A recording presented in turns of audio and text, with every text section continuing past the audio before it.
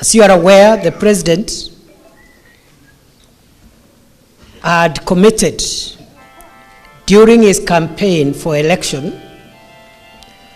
that within 100 days after his being sworn in as President, he will unveil a task force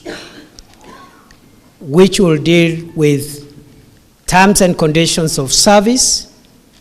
as well as all welfare issues of members of the National Police Service.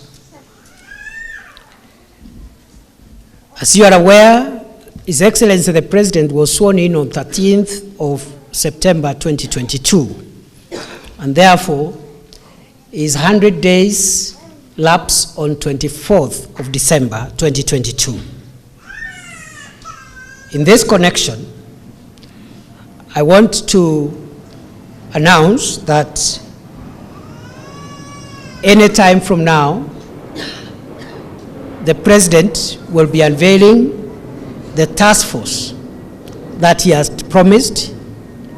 and they will be given a very short period of time so that they don't take too much time to make recommendations on how, for those who are still alive, we can take care of our officers. It took a while because we wanted the terms of reference of that task force to be as exhaustive as possible. And we have taken time to consult with various stakeholders. But also, it took some time because we wanted a comprehensive review of terms and conditions and welfare issues, not only for the National Police Service, but also for the Kenya Prison Service. Therefore, any time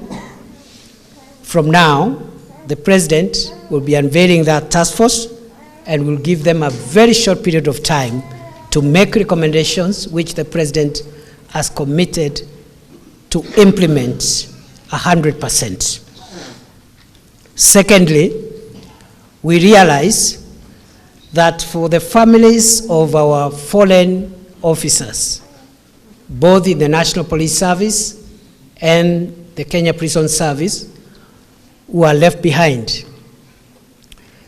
although there is insurance payments and other benefits, the struggles continue. The struggle to put bread on the table, the struggles to feed the children who has been left by their father, by their mother. So I think we have to come up with a way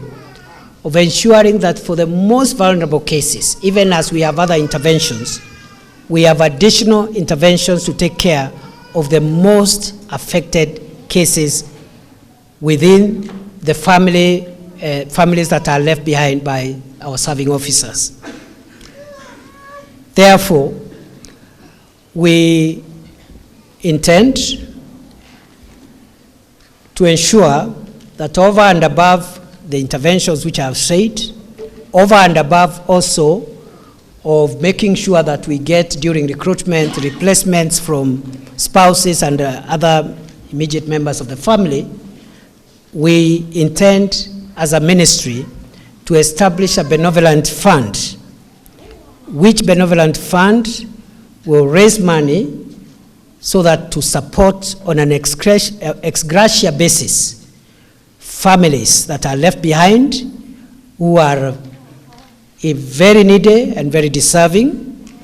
in terms of accessing modest scholarships for the children, medical attention for those who are left behind as dependents, and also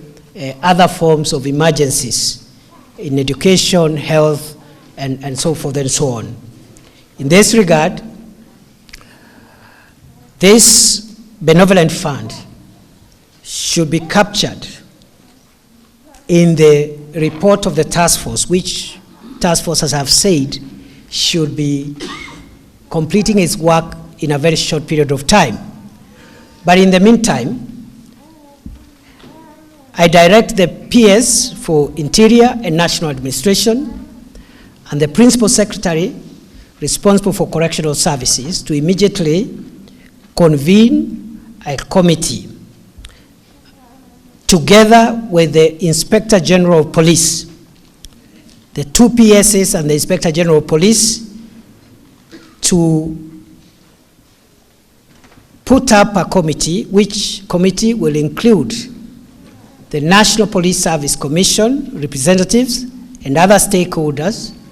and within 30 days to submit a report on how and on what framework we can establish